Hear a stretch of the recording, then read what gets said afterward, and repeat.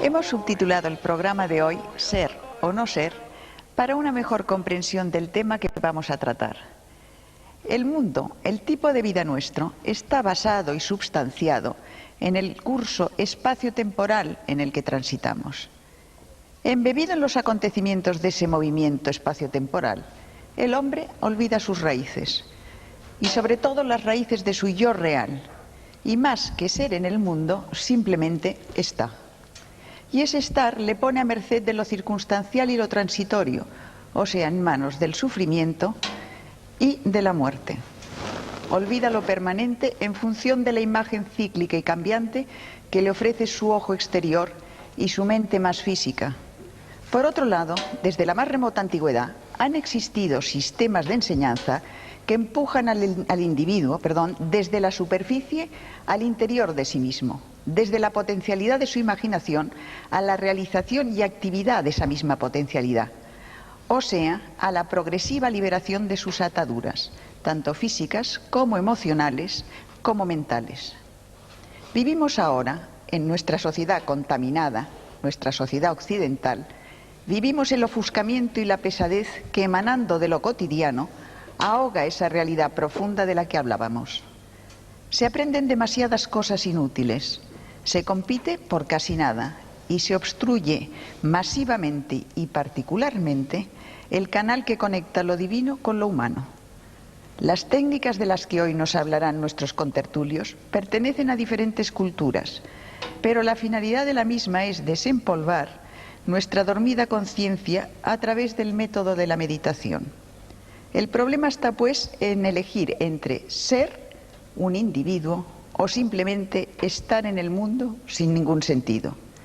Todo ello es una sugerencia para una mejor expresión vital. Escúchenlos. Voy ahora a presentarles a nuestros invitados, que les hablarán, pues, de meditación y conciencia. Con nosotros está Jacobo Grinberg, psicofisiólogo, profesor de Psicología de la Universidad Nacional Autónoma de México. Ha escrito más de 36 libros. Carlos Ortiz, investigador de la relación existente entre las técnicas de meditación chamánicas de don Juan Matus y las del místico español San Juan de la Cruz. Antonio Carán, director de la Casa Tíbet México, representante oficial del Dalai Lama, experto en budismo tibetano. Y don Rodolfo Flores, chamán mexicano, maestro en meditación chamánica mexicana. José Colastra, finalmente, especialista de nutrición ortomolecular y además autor de bastantes libros, 15 libros, creo, ¿verdad, más José? o menos, sí. Bueno, pues la primera llamada que vamos a hacer es una definición, yo quisiera que me hicierais, de conciencia. A ver, ¿qué es para vosotros conciencia? Para luego, porque se va a hablar mucho en este coloquio, entonces vamos a definir esa palabra. Jacobo, ¿quieres empezar? No se puede definir. O sea, está más allá de definiciones. Si se pudiera definir, estaría limitada o sería algo menos que la definición. Ten en cuenta, perdóname que te interrumpa, que aquí nosotros en Europa tenemos, no sé, muy marcada, no sé si vosotros también, como definición de conciencia algo referente a la moral. Por esto quería que lo aclarases. ¿Comprendes? Bueno, Claro. Que hicieras esa distinción. O sea, no, el término conciencia tiene una acepción, sí, como ética, volverse consciente de ciertas normas o las normas, pero realmente a eso no creo que nos refiramos cuando hablamos de conciencia, y es en ese otro nivel que no se puede definir. Podríamos decir que, por ejemplo, la cualidad de la experiencia es conciencia. Tú cuando ves una luz, realmente detrás o en el hecho, en la cualidad luminosa, está la conciencia.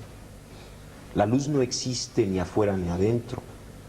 O sea, no existe como un fenómeno físico, tal como luz.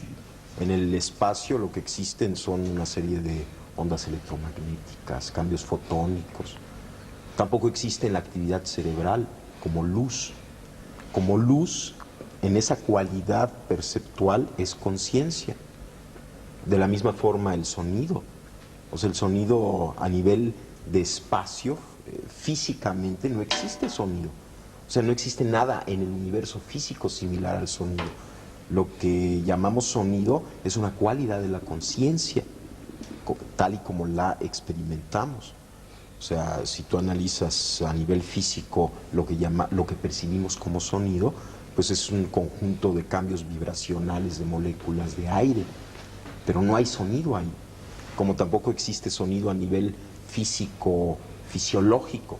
O sea, si tú penetras al cerebro y tratas de encontrar el sonido ahí, tampoco existe. Entonces es también una cualidad de la conciencia. De tal forma que la conciencia podría, en este nivel, no de normas éticas, ¿no?, conceptualizarse como lo que está por detrás de cualquier acto perceptual, lo que sostiene la cualidad misma de la experiencia. Esto podría ser. Y existen muchos niveles de la conciencia. He mencionado dos. Digamos, la cualidad perceptual visual, la cualidad sonora, son dos niveles de conciencia, pero existen muchísimos otros niveles de conciencia y todos tienen en común el pertenecer a ese algo que está por debajo de todo, pero no se puede definir. Yo quisiera a partir de ahora que todos interviniesen en el momento que quisiesen, sin esperar que yo diese entrada, porque esto es una conversación entre amigos y que cada uno aporte lo que le parezca más conveniente. ¿Seguimos la ronda? Bueno, yo sí creo que Jacobo maneja un concepto muy profundo y muy amplio de la conciencia, ¿verdad? En realidad a mí me ha fascinado el concepto de la conciencia como un factor común que puede definir la evolución, ¿verdad? Porque ahora ya sabemos cómo poder definir la definición, la evolución. Se habla ya de la evolución de la conciencia. ¿Qué es lo que evoluciona la conciencia, ¿no? Claro, en los términos más simples, pues la conciencia es una forma de percibir la realidad. Entonces yo percibo la realidad de una forma y después evoluciono mi conciencia y voy a percibirla de otra manera, así de simple. Pero ese es un aspecto de la conciencia abarca todo, ¿no? Efectivamente. Es algo muy amplio. Pero sí hay, para definir esa evolución, se hablan de grados de conciencia. Van incrementándose los grados de conciencia, de claridad, de percepción de la realidad, de sentir la realidad, de comprenderla, de entenderla, ¿verdad?, conforme se va evolucionando. Y es algo tan sencillo como decir, bueno, en la infancia nosotros teníamos un nivel de conciencia, ¿no? En la juventud hay otro nivel de conciencia y en la edad adulta hay otro nivel de conciencia. ¿Hay alguien adulto? Ah, una pregunta. Porque creo que debe ser muy difícil En llegar todo a la el edad sentido de adulta, la- No lo de digo la con palabra. sorna, ¿eh? Sí. No, la madurez. Una persona plenamente madura, digamos que sería una persona en un máximo grado de conciencia. Se puede definir así, ¿verdad? Desde el punto de vista budista también esto presenta un problema, en el sentido de que la evolución de la conciencia no tiene fin y no tiene principio. Es un continuum de procesos de percepción, como chispas en la realidad, que se van gestando momento a momento ad infinitum.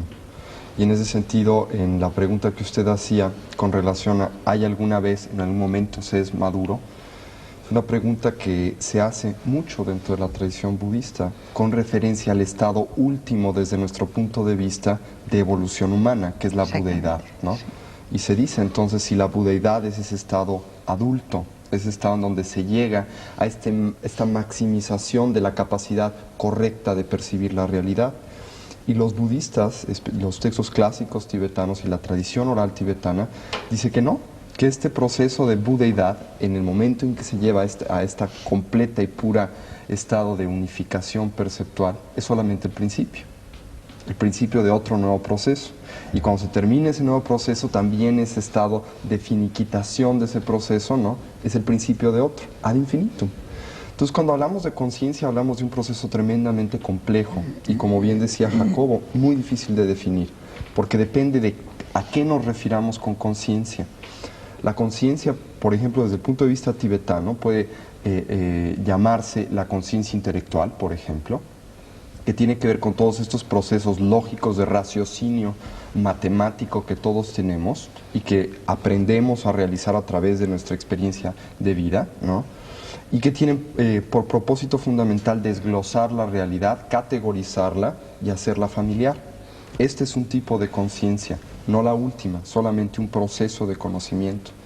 Pero hay un tipo de conciencia mucho más profundo, a la cual los tibetanos llaman yeshe. Y este tipo de conciencia la definen con una sola palabra: luminosidad. Y no es que sea una bola de humo luminosa que tengamos en algún lugar del cerebro y brille, sino es simplemente la capacidad de iluminar, en otras palabras, de hacer presente y de hacer parte de, un poco lo que definíamos como simplemente el conocimiento en sí, el darse cuenta. Y de hecho conciencia se puede traducir como este darse cuenta. Pero aquí volvemos a otro problema: ¿quién se da cuenta? ¿No? Entonces este es un problema que se trata mucho dentro de la tradición budista. No hay un punto central que se dé cuenta. Es un proceso unificado, pero muy complejo de definir también. Don Rodolfo, ¿cómo lo ve desde su punto de vista? Desde nuestro punto de vista chamánico, sin niveles académicos ni nada, lo vemos de la forma más sencilla. El despertar de la conciencia es encontrarse a sí mismo, y dentro de ese encuentro en sí mismo encontrar la luminosidad en el amor y en compartirlo hacia los demás por medio de la manifestación del espíritu, a través de el bien por el bien mismo. Es como nosotros lo concebimos, nada más. Colastra. Bueno, es una pregunta bastante... Hemos hecho la primera ronda. Sí, es una pregunta un poco difícil porque tiene dos lecturas: el nivel humano y la posibilidad de que conciencia se pueda describir desde otro nivel. Desde el punto de vista del nivel humano, pienso que el doctor Grimper tiene muchísima razón, porque el término conciencia es muy difícil de definir si lo limitamos exclusivamente a nuestro enfoque, a nuestro nivel. Pero desde un nivel trascendente, yo diría que conciencia, la cualidad que caracteriza de forma más precisa al término conciencia, es la de una presencia integrada, pues podríamos decir del verbo, es decir, de lo trascendente, de lo sutil, de lo que está más allá de lo contingente. Una presencia.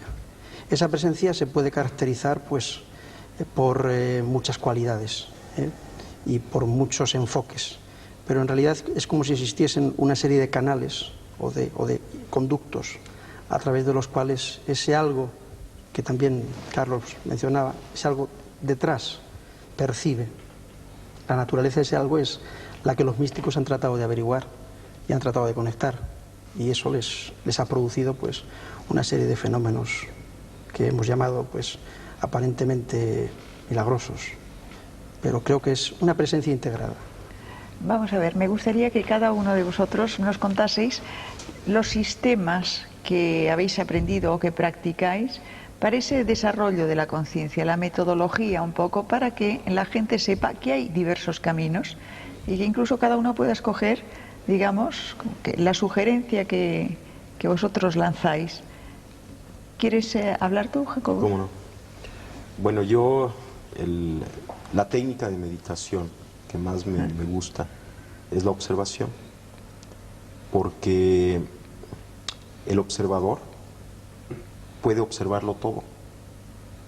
O sea, todo el conjunto de cambios que ocurren, todas las modificaciones, todos los pues la infinita variedad de experiencias, todas ellas se pueden observar, y por lo tanto el observador es el que unifica. De tal forma que cuando tú aprendes a observar y cuando tú observas cualquiera de estos cambios desde esa referencia, el hecho mismo de poderlos observar te empieza a integrar. Por ejemplo, uno puede sentirse muy confuso o muy nervioso, ¿no?, en cierto momento. Bueno, uno, si recordara que puede observar el estado de confusión, el mismo instante en el que uno observa la confusión, se coloca en el punto de integración fuera de la confusión. Porque ¿quién es el que observa la confusión? Pues no puede ser nadie dentro de la confusión. Por lo tanto, en ese momento uno recuerda que la naturaleza propia está más allá de esa confusión. Esto no quiere decir que la confusión no exista o que no esté ocurriendo, está ocurriendo, es un fenómeno que está aconteciendo, pero el observador se encuentra siempre un paso adelante, por así decirlo, de toda la experiencia que está aconteciendo. O sea, de la no identificación con la circunstancia.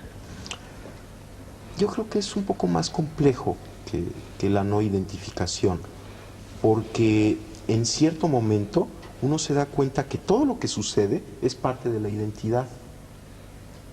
Esto es, parecería como que hay un proceso intermedio de no identificación, en donde la observación es para mí la técnica más extraordinaria, porque, digamos, es como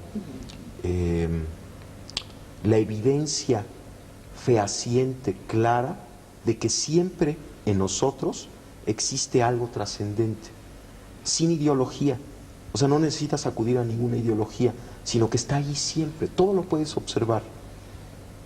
Y siempre hay algo que está observando con quien te puedes conectar. Y aquí lo pongo entre comillas semánticas, esto de con quien te puedes conectar.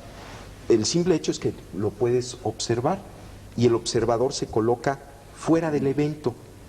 Pero después de integrar todos los eventos, o sea, cuando acompañas tu vida cotidiana de la observación, empieza a suceder algo, empiezas como a encontrarte contigo mismo. Es una técnica, es una herramienta simplemente que te ayuda a unificar, porque por definición el observador es lo que unifica. Entonces, utilizando la observación, incrementas la posibilidad de unificación en ti mismo. Y llega un momento en que simplemente te conectas con la realidad, estás en la realidad. Y en ese momento, toda la discusión acerca de identificación o no identificación ya no existe. Estás más allá de identidades o no identidades. Pero tuviste que pasar por un periodo intermedio de desidentificación a través de la observación para llegar después a algo que es dificilísimo definir, lo que es ese contacto con la realidad. Porque ahí ya no hay ni afuera ni adentro, ni siquiera hay observador, ni observado, no hay observador ni observado. Simplemente eres tú mismo. Y todo lo que acontece, acontece. O sea, acontece. Y no importa, todo es igualmente importante. Sí, a mí me gustaría apoyar lo de Jacobo, pero dando la interpretación simbólica que da San Juan de la Cruz al respecto, que es muy claro. En su famoso poema de la Noche Oscura, habla que el alma sale de sí misma, ¿no? En la oscuridad de la noche, ¿no? Cuando ya la casa está quieta, sosegada, en silencio, ¿no? Es un simbolismo clarísimo de la idea del observador.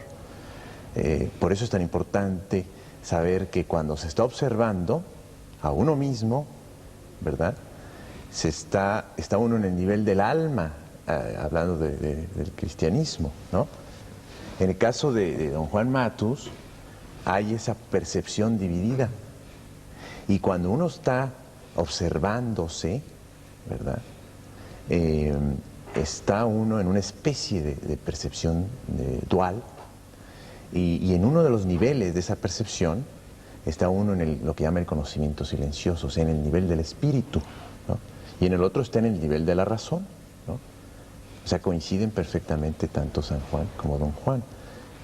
Y ese es el trabajo de hacer que el alma salga. Durante la meditación se supone que el alma sale, se oscureció el cuerpo, se suspendió el diálogo interno, ¿verdad?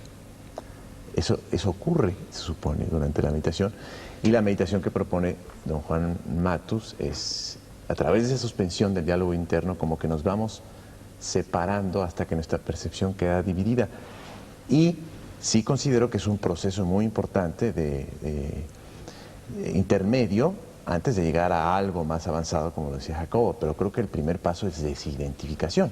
De hecho, toda la idea cristiana, todo lo que plantea Jesucristo es una desidentificación, es un desapego. La idea de la renuncia es desidentificarnos de esa involucración que decías muy bien en la introducción, ¿no? ¿Cómo estamos? No somos, sino estamos en un proceso de involucración total con el mundo, ¿no? Entonces tenemos que salir del mundo, pero no es del mundo digamos, el mundo de todos los días, sino del mundo de acá adentro que hemos introyectado. El mundo de los apegos El mundo de los exteriores. apegos y de las identificaciones. Es del que nos tenemos que salir, el alma tiene que salirse y ubicarnos. Y a partir de ese trabajo de estar como en una percepción dual constante, entonces vamos a empezar un proceso muy importante, ¿no? Que ya estaba describiendo Jacobo, ¿no? Había un programa de televisión hace muchos años que se llamaba ¿Cómo es, cómo se hace? Pues esa es la pregunta que voy a lanzaros ahora a todos. Si quieres contárnoslo desde el punto de vista budista, luego volvemos y os vais interrumpiendo y vais comentando. Sí, claro. Y seguimos. Desde el punto de vista budista, definir un poco este proceso de trabajo interior o de trabajo psicológico, porque de hecho es un trabajo psicológico que desde el punto de vista budista está muy alejado de toda una metodología religiosa o una visión mística, es una transformación de nuestra percepción para percibir correctamente. Y si lo tuviéramos que definir en pocas palabras, creo que lo haríamos con 3. Primero, un proceso de concentración. ¿Qué es un proceso de concentración? Desde la perspectiva budista y de hecho desde la perspectiva psicológica, uno de los graves problemas en la percepción humana cotidiana, normal, común y corriente, es el hecho de que nuestra mente, por malos hábitos, ¿sí? Psíquicos o mentales, no puede estar en un solo momento y en un solo lugar integralmente. Esto quiere decir que constantemente brinca al pasado o brinca al futuro. Si nosotros cerramos nuestros ojos un momento y hacemos el experimento, veremos cómo si nos ponemos la idea pera en la cabeza, muy pocos de nosotros podemos permanecer en la idea pera, porque se nos ocurre que hemos dejado la leche en la cocina con el fuego prendido, que mañana tenemos que ir al doctor o al dentista, o que se nos va a hacer tarde para el trabajo, y brincamos, ¿no? Constantemente. No estamos aquí y ahora, que es lo único que existe en la realidad. El primer proceso, este primer proceso que tenemos que integrar dentro de nosotros mismos, que es un poco de lo que hablaba el doctor Greenberg y de lo que hablaba Carlos Ortiz, es primero aquietar al cuerpo, ¿no? Dejar que duerma en esa noche oscura para que el alma pueda salir. Obviamente esto desde el punto de vista budista de que el alma pueda salir es un simbolismo. Nada sale, ¿no? Ni entra tampoco. Este es el primer paso. El segundo paso dentro del sistema o la tecnología budista en este sentido es la apreciación. Una vez que paramos, ¿sí?, esta serie de proyecciones que le hacemos a la realidad y de prejuicios que son el resultado básico de estar en el futuro y en el pasado, de prejuiciar mi realidad o de proyectar en ella fantasías, y específicamente formas fantasiosas de existencia, que son que las cosas las vemos como eternas, independientes y no cambiantes, ¿sí? O tratamos de verlas así, y esto está completamente en contradicción como con las cosas realmente son, transformativas, impermanentes, interrelacionadas, etcétera. Empezamos a través de esta concentración de ver una sola cosa en un solo momento a apreciar la realidad. En otras palabras, a ver lo valioso, único y extraordinario que es cada evento de percepción.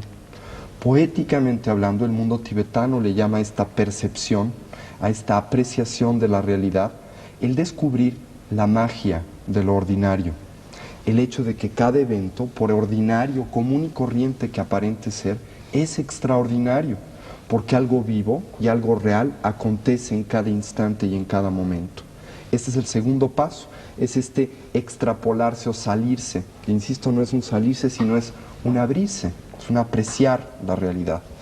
Y después de esta concentración y de esta apreciación de la realidad, viene el entendimiento de la misma. Y el entendimiento de la misma es la fusión directa, la integración o la síntesis de la percepción con la realidad, más allá de sujeto experimentador y objeto experimentado. Esto no quiere decir que hay un extra, un espíritu en los aires que percibe más allá de esto, sino que desde el punto de vista psicológico lo que sucede es que lo que importa en este momento tan especial de percepción ya no es el observador que se desdobla para percibir y trae a sí mismo la percepción, sino la relación. Deja de importar observador y observando, y lo único que existe e importa es la relación. Un poco lo que veníamos hablando. Este proceso requiere de una tecnología, no viene por sí solo, se tiene que cultivar, porque todos nosotros vivimos en el mundo, primero que nada, como decía Platón, de la doxa y de la opinión, en el mundo de las interpretaciones, de las proyecciones y de los prejuicios, pero también en el mundo de los inventarios. Todo lo metemos a nuestro inventario, todo lo metemos a nuestras categorías y muchas veces dejamos de ver las cosas como son. Y cómo son, ¿sí? Es un problema muy extenso dentro de todo este conjunto de desarrollo de la conciencia. Pero podríamos decir desde el punto de vista algo budista, algo muy, muy sencillo, pero muy bello. ¿Cómo son? Extraordinarias, únicas. Un poco es eso. Don Rodolfo. Pues estoy de acuerdo con nuestras personas anteriores, Jacobo, Carlitos y Marco. Nosotros también llevamos el mismo sistema de la concentración primero para poder llegar a un desarrollo psíquico y poder tener la suficiente capacidad de desligarnos de la vida real, que se le llama aquí, ¿no?, para llegar a la vida interior y poder percibir todo lo que está a nuestro alrededor. Pero las técnicas pues no varían, son las mismas, ¿no? La concentración, la entrega total, ¿no?, el desprendimiento de todas las cosas que nos atan aquí, en el aspecto materialista. Pero vamos a ver, nosotros, por ejemplo, si pensamos en una actividad de un budista, nos imaginamos a un señor sentado en la postura del loto, rapado, vestido de amarillo y en una celda de un monasterio o en un templo. ¿Ustedes cómo lo hacen? Nosotros lo hacemos de la forma más sencilla y simple, ¿no? Nosotros podemos hacer nuestra concentración en cualquier lugar, siempre y cuando saneemos primero el ambiente, ¿no? Sanear el ambiente es decir, pues, evitar todo tipo de vibraciones negativas, ¿no? Pero lo único que tenemos que hacer es sentarnos, concentrarnos y recibir esa energía que nos da la capacidad de la percepción o del acecho, como decía aquí Jacobo, ¿no? Creo yo que es de lo más simple, ¿no?, que pues hemos heredado por el tradicionalismo, por lo que sea, ¿no? Pero pienso yo que también es la capacidad del individuo en el entregarse, en el darse, ¿no?, para poder recibir eso. Yo quisiera añadir una cosa antes, que creo que es un poco importante en la tradición budista. Nosotros generalmente cuando hablamos de budismo, muchos sí nos imaginamos a gente rapada en un monasterio meditando, ¿no? Esto es una imagen correcta desde cierto punto de vista, puesto que esto hacen los monjes budistas, pero estrecha, porque no es solamente eso lo que hacen. La meditación, primero que nada, este proceso de desarrollo de la conciencia de atención, primero que nada requiere una técnica que nos permita entrar en el mundo de la concentración. Para entrar en este mundo de la concentración tenemos que tener un laboratorio controlado. No podemos hacer un experimento a grandes planos si primero no lo hemos controlado en medios controlados de laboratorio. En otras palabras, nos tenemos que salir un poco del mundo discursivo, del mundo de ruido, del mundo de las presiones, del estrés, a un ambiente controlado. Segundo, tenemos que simplemente sentarnos. Yo disiento. ¿Tú disientes? Sí. No necesariamente pienso que debe ser un ambiente controlado. Desde el punto de vista budista se tiene que empezar así. Por eso es lo que quiero decir. Se tiene que empezar así porque si no se empieza en un ambiente controlado, son muy contadas las personas que tienen la capacidad de trascender este diálogo interior. Es muy fácil decir desde el punto de vista budista, bueno, concentrarse es nada más pensar en una cosa. Pero ¿cuántas gentes que dicen tener concentración pueden realmente fijarse en una sola cosa en un solo momento, a pesar de decir que están concentrados?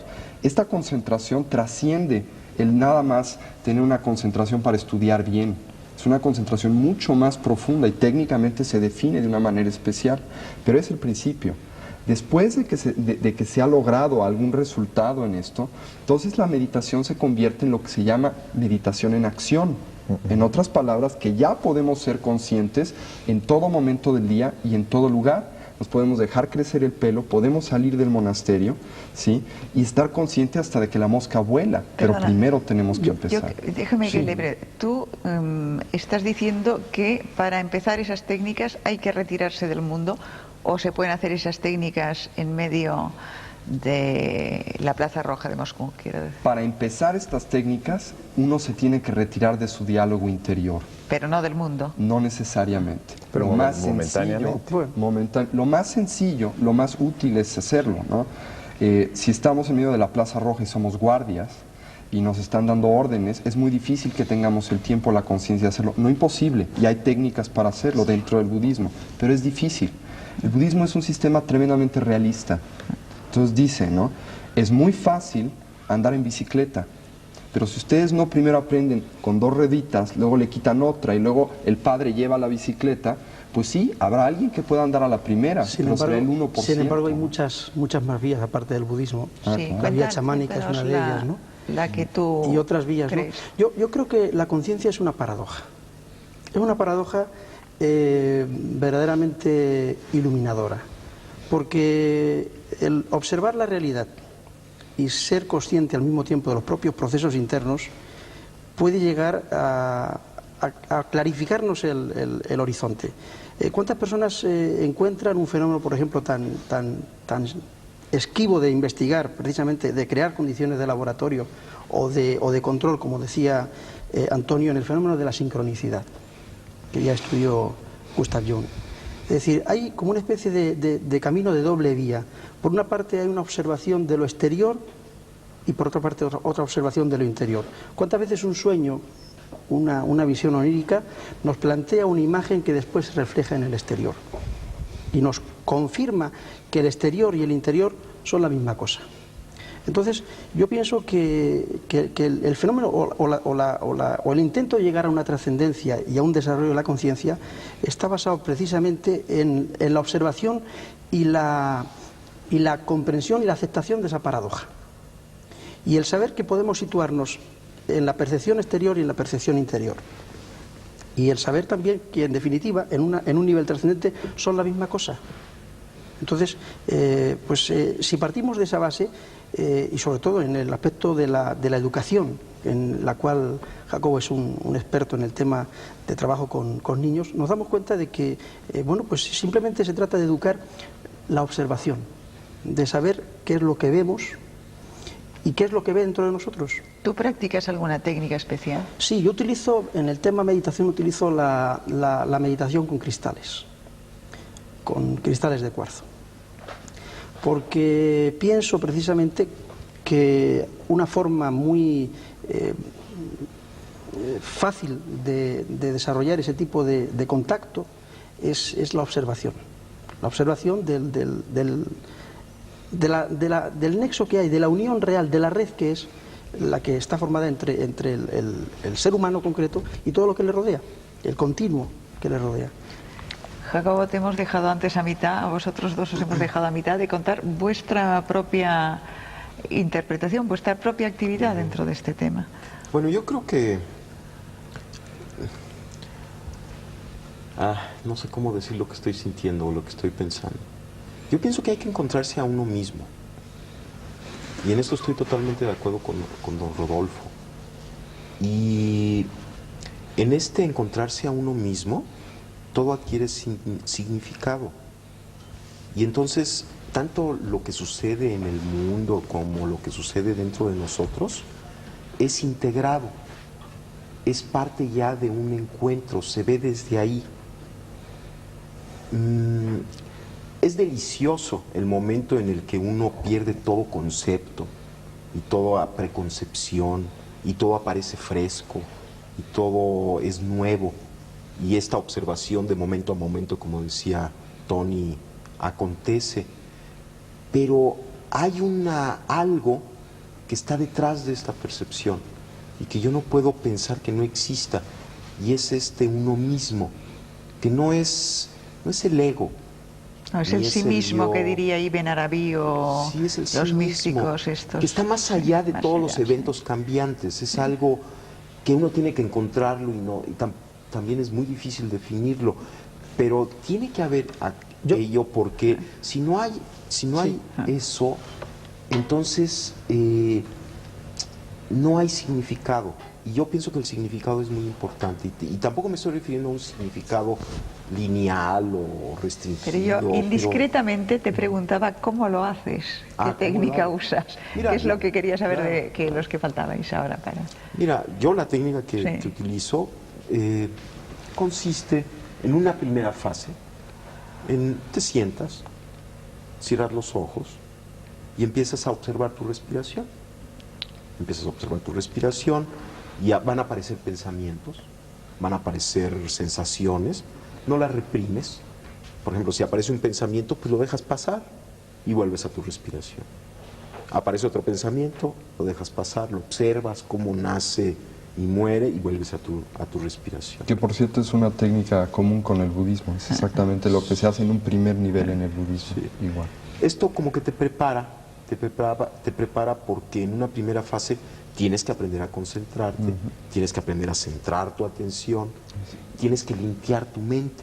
Y la forma de limpiar la mente no es peleándose en contra de la mente. Exacto. Ni es, no la puedes quitar, no hay forma de quitarla. Y si peleas en contra de ella es lo peor que puedes hacer. Constreñirla, que no piense, eso no se puede hacer. La fortaleces, pero tampoco pienso que es malo tener mente. Hombre, es necesario tener un entendimiento, es maravilloso, porque sería desastroso quedarnos sin esta parte. Sí, pero hay que trascender un nivel. Claro, pero esta mente que nos molesta, estos pensamientos repetitivos, yo pienso que sí hay que limpiarlos, y la forma de limpiarlos es aceptarlos, paradójicamente es aceptarlos y dejarlos pasar, y dejar que afloren y que afloren y que afloren hasta que llega un momento en el que empiezan a calmarse, y entonces uno puede fundirse con la respiración, estar en ese punto. Bueno, esa es una primera fase de la técnica. Una segunda fase consiste en empezar, por ejemplo, a observar tus pensamientos, tu cuerpo, tus sensaciones, unificar tu cuerpo, recorrer tu cuerpo, observar parte por parte, ir sintiendo, aceptando, sin pelearte en contra de tu cuerpo, sin juzgarlo, sin analizarlo, sino simplemente, por ejemplo, después de que estás en esta respiración ya concentrada, empiezas a sentir la parte alta de tu cabeza, las sensaciones táctiles, las sensaciones de la superficie. Después empiezas a sentir cada parte de tu cuerpo, vas como bañándolo, recorriéndolo poco a poco, hasta que llega un momento en que puedes observar tu cuerpo como una unidad. Es como recuperar tu imagen corporal. Entonces observas tu cuerpo, estás de testigo de tu cuerpo al mismo tiempo que sintiéndolo. Cuando logras hacer esto, el budismo, porque es una técnica budista, se llama vipassana, es una forma muy extraordinaria de curarse, de limpiarse, además de colocarse en el punto de observación en donde puedes percibir todo tu cuerpo como una unidad, estás aceptando todo lo que sucede ahí, pero estás en una posición trascendente con respecto al mismo. Exactamente. El siguiente paso es empezar, en la técnica que yo practico, es empezar a activar una percepción simultánea, de tal forma que percibes todo tu cuerpo, con todas sus sensaciones corporales, y simultáneamente tu respiración. Exactamente. El siguiente paso implica, por ejemplo, poner atención a tus pensamientos. Entonces, percibes tus pensamientos, qué pensamientos hay, qué relaciones hay entre un pensamiento y otro, qué redes de pensamientos acontecen, y las percibes con la misma actitud que percibiste tu respiración y tu cuerpo, sin juicios, sin análisis, aceptando todos los pensamientos que acontezcan, pero colocándote de testigo de los mismos.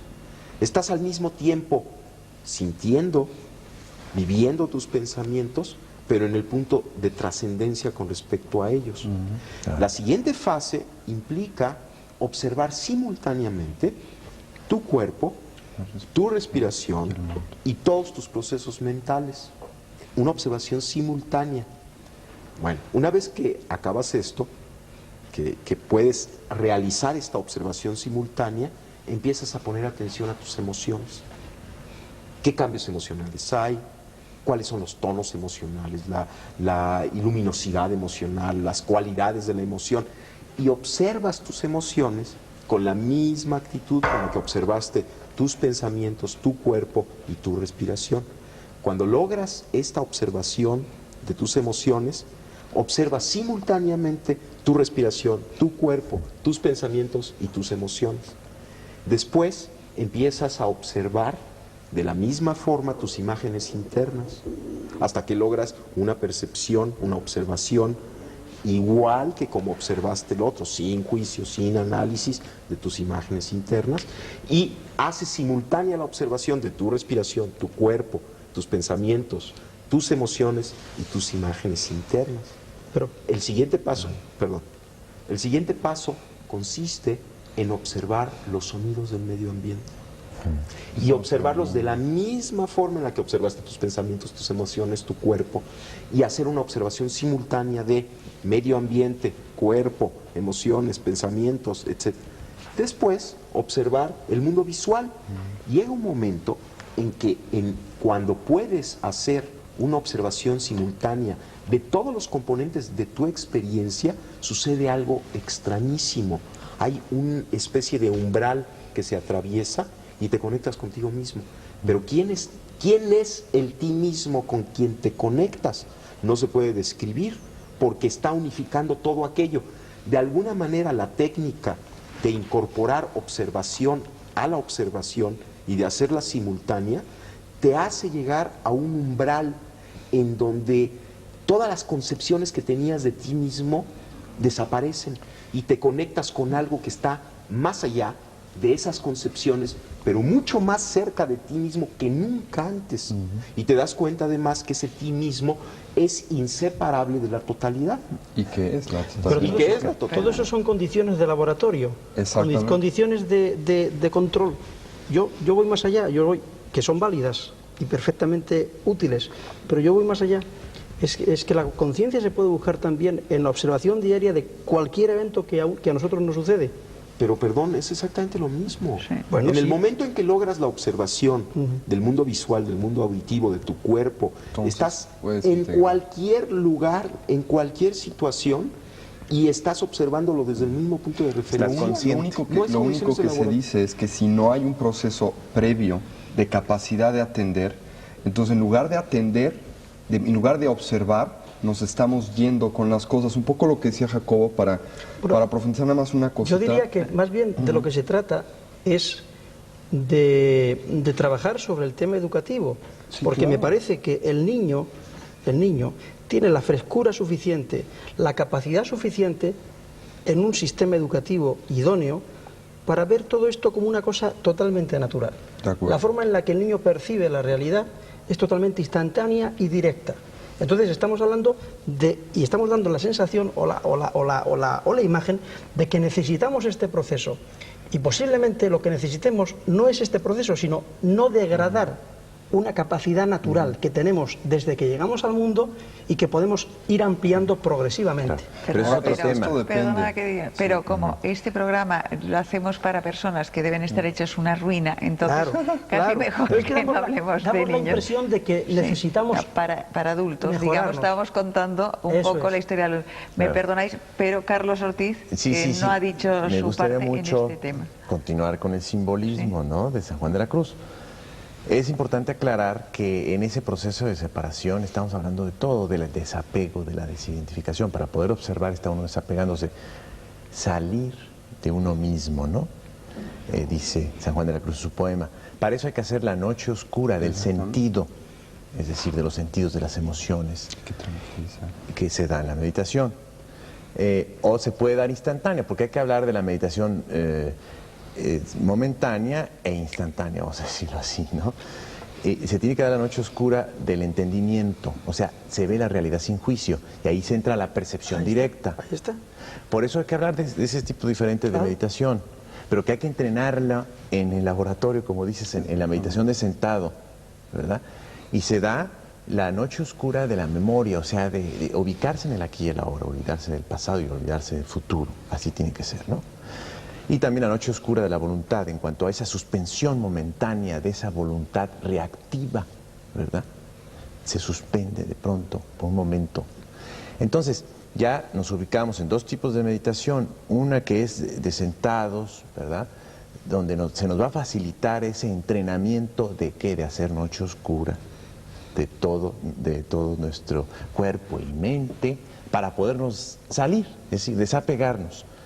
Con ese entrenamiento ya podemos ir a la realidad, con los ojos abiertos, ¿verdad?, y estar practicando esa observación de silenciarnos, ¿no?, instantáneamente, y ver el mundo, ¿no?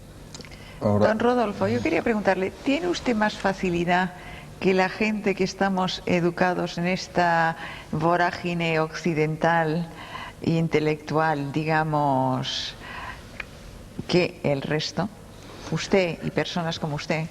Bueno, en el aspecto de la meditación no lo hacemos nosotros tan complicado ni nada, ¿no? Es una forma sencilla y natural. Perdone, pero es que a lo mejor usted no lo necesita. Es que hay un fin en el que sigue el chamán, desde un principio, ¿no? El chamán piensa en el aspecto de nosotros, ¿por qué quiero ser chamán? ¿Por qué quiero conocer esto? ¿Para qué lo quiero? ¿Para qué lo necesito, no? Entonces viene el desprendimiento del ego, o sea, lo necesito y lo quiero para servir a los demás, para darles a los demás, para participar en la vida activa de la sociedad, pero inculcando una nueva idea de la desintegración del materialismo. ¿Pero solo con este fin o va más allá? El fin también de llegar a la evolución, el fin de alcanzar mayores niveles de conciencia, el acercamiento, como decirlo, a Dios, ¿no? De llegar hacia Dios. El chamán en México se basa mucho sobre la filosofía o la doctrina del Maestro Jesús de Nazaret, ¿no? Amar al prójimo como a ti mismo. Entonces seguimos todos los principios de ello. Si vamos a hacer una cosa, la vamos a hacer con todo el amor debido para que salga bien. Si no tenemos esa capacidad de amor, pues no podríamos hacer nada. Si lo hiciéramos por el dinero, lo hiciéramos por los obsequios, o lo hiciéramos por todo ese tipo de cosas, o porque se nos corresponda con agradecimiento y esas cosas, pues no sería seguir esa enseñanza. Entonces lo hacemos con el fin de alcanzar el tesoro propio de la satisfacción de dar por dar. ¿Son ustedes capaces de acelerar la práctica de otra persona? Pues todo depende también de la persona que quiera recibir este tipo de enseñanza, ¿no? Pudiéramos decirle. Ninguno de nosotros somos maestros. Todos siempre estamos aprendiendo de todos. Yo estoy aprendiendo mucho de ellos. Pero en diferentes grados. Pues digo, siempre somos, yo me considero siempre un discípulo de todos mis amigos, de todas las personas con las que trato. Él ha tocado un tema importantísimo que no podemos que no podemos soslayar, es el tema del amor. Hablamos de conciencia, pero conciencia sin amor o con amor. Es que si no hay amor, si nos limitamos solamente a definir la conciencia como una cualidad perceptual o como una cualidad de testimonio atestiguadora, estamos dejando atrás o estamos olvidándonos de algo que es fundamental. es que la verdadera conciencia requiere amor. O sea, desde el punto de vista budista, cuando hablamos de amor, hablamos de la motivación. ¿Qué es lo que motiva al guerrero espiritual, al bodhisattva, ¿no?, a actuar en el mundo? Lo motiva el poderse relacionar con él. Pero aquí hay algo muy importante desde el punto de vista de la tradición budista, que la motivación es fundamental, el querer ayudar, el querer aportar nuestro conocimiento en pro o en beneficio del prójimo. Esto es fundamental. Pero otro de los temas muy, muy importantes que tenemos que tocar es que no es suficiente el querer ayudar, hay que saber ayudar. Porque si no, lo único que vamos a hacer es contribuir con nuestro caos personal al mundo. O sea, mucha gente quiere ayudar, pero muchas veces interpretamos ayudar como el imponer nuestros sistemas, nuestras resoluciones, nuestras soluciones al prójimo, cuando pueden ser completamente erróneas para él. Y esto es muy importante. Por eso la conciencia, como decía José, es fundamental para el amor. Y el amor es fundamental para la conciencia. O sea, hay que conocer para amar. Hay que conocer para amar y hay que amar para conocer. Y este amar para conocer es lo que el budismo narra en el hecho de que nuestra realidad no existe como cosas, entidades, sustancias o eventos aislados, sino que todo en la realidad está interconectado. Esto es obvio, no es descubrir el hilo negro. Es el hecho de que si estamos aquí es porque hay unas cámaras, unos operadores de las cámaras, hay un auditorio, está usted que conduce el programa, en fin, hay miles de causas y circunstancias que hacen posible el hecho de que las personas que nos están viendo nos puedan ver. Entonces, lo que yo hago en este estudio afecta a millones de personas, pero al mismo tiempo lo que ellos piensan de este programa afecta a este programa, ¿no? Entonces, mi motivación tiene que ser poder ayudarlos a ellos, ¿cómo? Agradándoles para que el programa pueda existir, ¿no? En otras palabras, este conocimiento de cómo existen las cosas, esta sabiduría, esta conciencia, que es esta interrelación, me brinda amor, porque obviamente cuando me doy cuenta que todo está interpenetrado, que todo se interrelaciona, me tiene que interesar todo, porque si no me interesa todo, tampoco me puede interesar yo. Es un poco lo que el Dalai Lama dice que es el egoísmo educado o el egoísmo sabio, a diferencia del egoísmo estúpido. Es el quererme ayudar sabiendo que para poderme realmente ayudar tengo que ayudar a todo lo demás. Y esto es muy importante. Pero sí quería hacer esta aclaración. Estoy de acuerdo completamente con lo que hemos dicho, pero que no es suficiente querer ayudar. Hay que saber ayudar, porque si no, se corre muchas veces el peligro de, a la manera, por ejemplo, medio oriental, de querer imponer al infiel lo que está bien, porque esto lo va a liberar, ¿no? Y entonces pues vamos a matar a todo mundo, etcétera. El problema que acabas de nombrar no es tanto de una imposición, sino de un desconocimiento de su propia ley, que no es lo mismo. ¿Eh? Yo quisiera decir algo. Yo me refería a un umbral. En esta observación simultánea tiene toda una base o explicación fisiológica este umbral, y es algo muy espectacular el llegar a él, porque cuando se llega a él hay un cambio en el sentido de que ya no se quiere, y aquí un poquito difiero de lo que acaban de decir mis compañeros, ya no se quiere ayudar o no ayudar, ya no se acompaña la conciencia del amor, sino que se vuelve lo mismo. Pero esto ya es un paso muy evolucionado. No hay ni conciencia ni amor, simplemente hay esta realidad. El ser. Ajá, Pero aquí ya y es hablas todo de amoroso, sí. no tiene una cualidad de amor añadida, sino que es lo mismo. Pero ahí estás hablando ya de la iluminación en sí. Antes de la iluminación, para partir y poder llegar a este proceso, tiene que haber la conciencia de amor. Yo creo que nos hemos dejado, perdóname, a Carlos Ortiz, que no nos ha acabado de contar exactamente cuál era su técnica y su método, Bueno, que eso sí también más o menos le he dicho.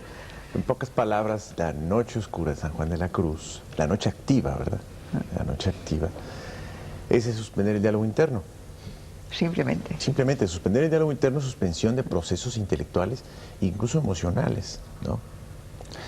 Y si suspendemos el diálogo interno, digamos como que nos vamos separando, vamos a tratar de explicarlo, ¿no? En cualquier sitio, en cualquier momento, De todo. o se necesita un lugar específico, como decía antes Tony. El hacerlo en un lugar específico va a reforzar esa posibilidad. Pero hay que comprender que lo importante es ya sacarlo a la acción, ¿no? A veces se olvida eso. Ocurre mucho que se mediten sentado, pero después el diálogo interno empieza. Entonces, eso va a reforzar a la clave de todo, que es suspender el diálogo interno. Entonces, en la vida salimos a suspender, a parar el mundo, porque es tan difícil eso, suspender el diálogo interno, que es parar todo un mundo, es parar todo nuestro mundo que traemos aquí. Y se va dando, curiosamente, ese proceso como de separación conforme vamos suspendiendo el diálogo interno, hasta que vamos quedando separados. Es decir, ya después estamos ya observando. Al observar, paramos el diálogo interno, hacemos noche oscura, ¿no?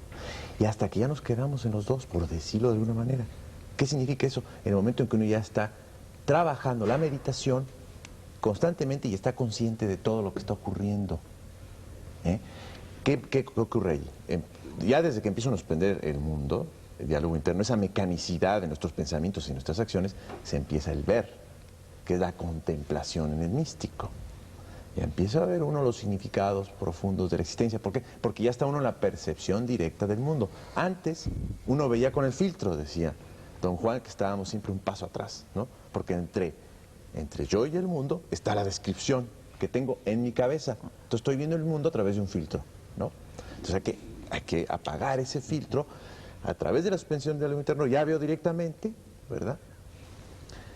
Hay la percepción directa y ya estoy como dividido, lo cual me va a llevar a la larga a un proceso impresionante que me va a permitir ir conciliando los opuestos de la vida. O sea, si logro mantener esa posición de meditación activa, de estar en dos lugares al mismo tiempo, como dice don Juan, estar en el lugar del conocimiento silencioso y de la razón al mismo tiempo, si mantengo esa posición, se empiezan a conciliar los opuestos de la vida y empieza uno a ver la vida de otra manera. Así es. Yo Esa es un quería poco saber... la paradoja que yo mencionaba Sí, antes, al de la principio. conciencia de doble vía. Ahora, yo quería preguntaros una cosa. La ¿Una paradoja. mayor adquisición de conciencia es de alguna manera un mayor desarrollo energético? ¿Hay una relación entre conciencia y energía? ¿El proceso de aprendizaje genera una mayor energía en el individuo o un mayor despliegue? ¿Y hay una relación Pero ¿desde qué punto de vista quieres? energético, Desde el punto de vista fisiológico, por ejemplo. biológico? Bueno, si el desarrollo de la conciencia implica una expansión de la misma, como parece ser que lo implica, Bien, ¿no? Y por lo tanto, evidente. la expansión de la conciencia implica que cada vez te abres a mayores y mayores realidades, las haces tuyas, dejas de estar separado de mayores y mayores realidades, y en eso es la expansión de la conciencia. O sea, tu conciencia primero era la consecuencia o la consideración de que tu yo estaba restringido a tu cuerpo. A Yo no tu me estoy personalidad. refiriendo solo a esto, ¿eh? Yo me estoy refiriendo a niveles energéticos Sí, sí. concretos. ¿eh? Sí, ahí voy. Entonces, si la expansión de conciencia implica el incorporar lo que antes era externo a ti como parte de ti mismo, ¿sí? Bueno, si esto es así, entonces definitivamente